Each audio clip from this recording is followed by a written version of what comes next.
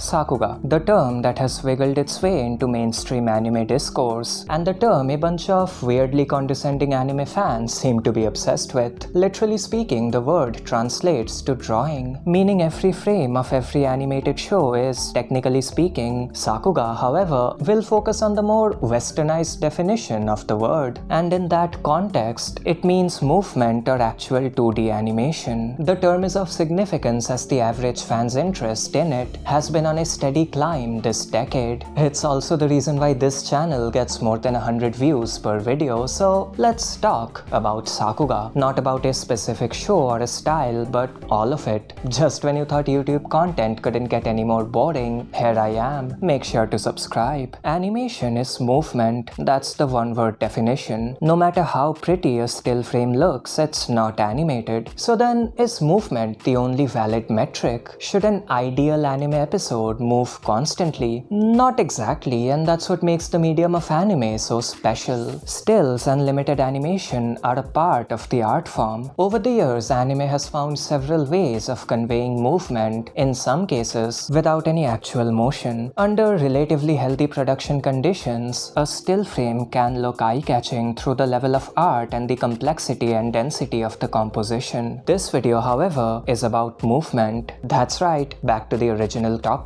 Look at me being a good scriptwriter and whatnot. Right off the bat, let me clear up a major misconception some people seem to have. A higher frame rate does not equate to better animation. And some of you might think that's obvious, however, it needs to be said. There are animation schools, entire educational institutes that disregard anime because of its frame rate, which is profoundly stupid. Anime has a frame rate of 24, however, most scenes are done in 2s and 3s, meaning the effective frame rate is 12 and 8 respectively, even lower in some cases. Yes, those 60 FPS videos are stupid. The idea isn't to spam frames, instead it's to make sensible and efficient use of them. There are animators who excel at using high frame counts, the likes of Keiichiro Watanabe or Nozomu Abe to name a few. However, a lower frame count is by no means a handicap. Look at this scene from The Elusive Samurai. The movement feels so alive. The bounce of the hair, the fabric, it looks fluid, except this whole thing consists only of 6 individual drawings. Yes, it's animated on 3s, and no additional frames were added by the in-between department. Frame rate is simply a metric. It has nothing to do with the quality of movement. There are entire styles of animation that revolve around a snappy, frame-conservative approach. Scenes can use major jumps in poses, giving them an intentionally choppy look. However, movement is only possible when the frame rate exists. That's what distinguishes Sakuga from still frames. That's also the reason why some shows feature very little/no movement. When a show is strapped for time and talent and is only finished on time because of the directors foregoing sleep and doing an unfair amount of work, a minimal movement-based philosophy is the only option available. This was the mandatory complaining about the current state of the industry portion of the video. Broadly speaking, 2D animation or movement can be expressed in 3 forms: through character animation, effects animation, and background animation. Character animation includes both action and character acting, and the two are more closely linked than you'd think. This category also includes hair and fabric animation, which are basically extensions of the character model. Now, realistically, we can't go over every style of animation. Come on, we just can't. Instead, let's look at the way characters are made to move. The amount of movement usually depends on the line count, aka the number of lines needed to draw the character. The higher the line count, the harder it is to animate. Faithfulness to the original design also plays a role. Animators being allowed to alter the designs or go off model to make the movement more exaggerated can enhance the quantity of motion. Here's an example. The Don't Pause Naruto meme came to be because of Norio Matsumoto's work, which prioritized movement and flow over all else. Several years later, Shingo Yamashita took that approach to the next level, animating a massive chunk of the infamous Pain fight. Both these styles bend the character models to their utmost limits, or in case of Yamashita, way past it in favor of movement. So much so that if you pause in between, the frame might look cartoonish.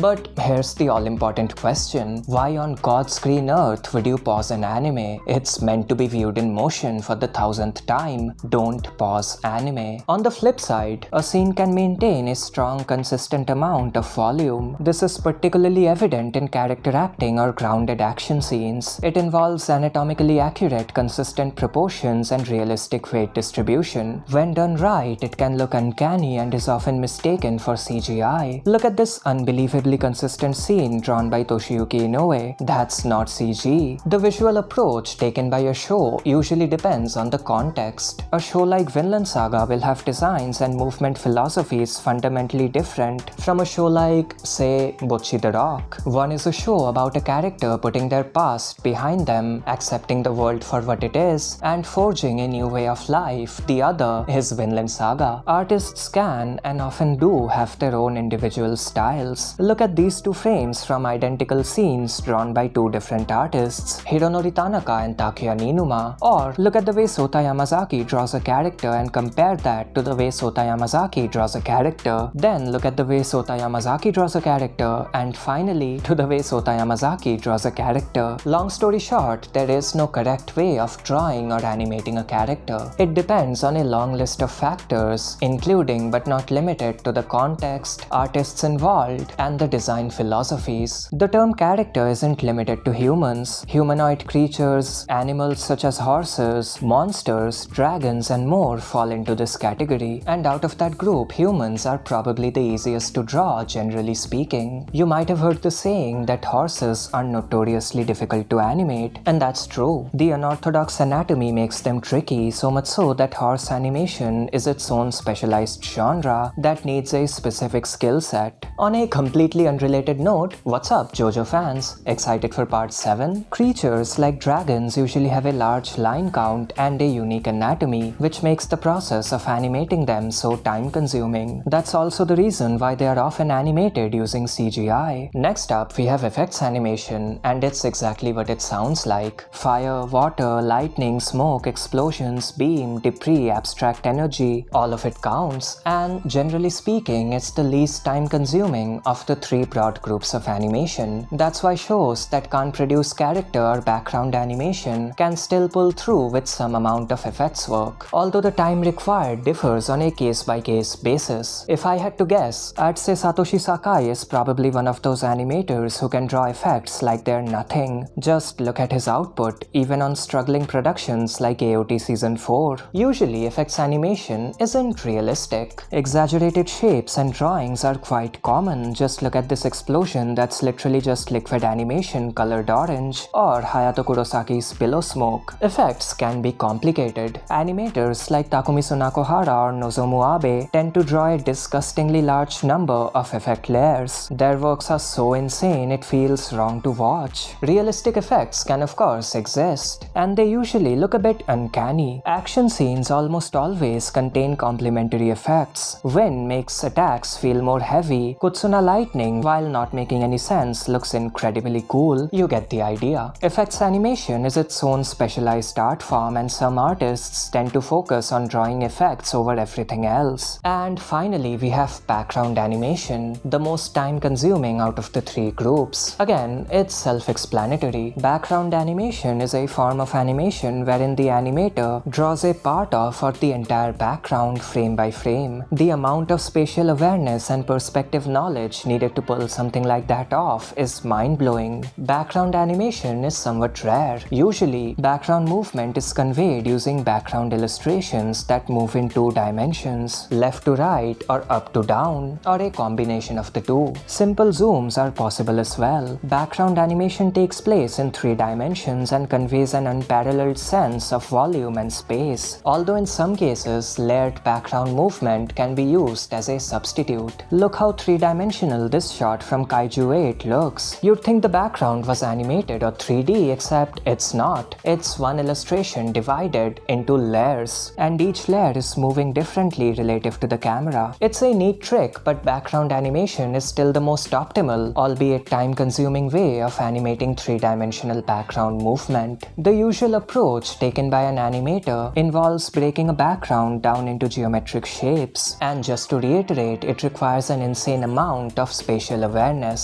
Although these days, the usage of 3D layouts as a base isn't uncommon. Imagine drawing an entire background and then drawing it again but slightly different, and again and again and again. It's mind-boggling if you really think about it. Background animation is always impressive, even when it's somewhat broken, which is why my jaw is usually left on the floor when Vincent Chan Sard decides to animate and rotate an entire city block in the middle of a crumbling production, or when Norimitsu Suzuki animates this monstrosity. And those were the three major types of Sakuga. Like I said near the start, fans care more about the subject now, and companies know that. However, the average fan's idea of good animation is quite narrow. It's not uncommon to see loose, expressive animation get reduced to bad art, and volumetric, consistent animation being incorrectly referred to as CGI. The general awareness towards good animation is increasing. Stuff was a lot worse a few years back. However, we still have a long way to go. That's about it. Liked the video? Check out this other bit of content on screen. Like and subscribe, and until next time.